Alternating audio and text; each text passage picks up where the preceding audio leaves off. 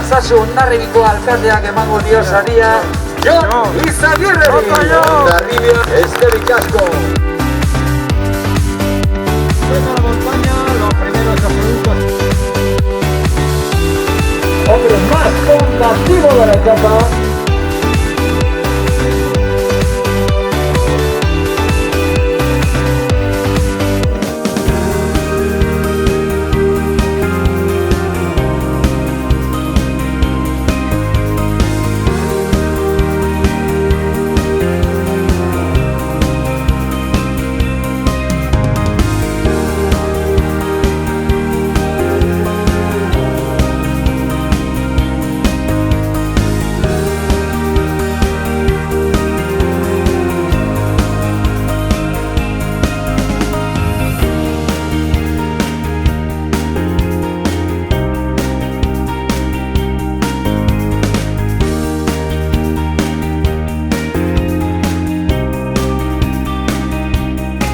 Bosgarren etapari egun da 60 kilometro jokoan Gipuzkoako errepideetatik Bizkaiko errepideetara.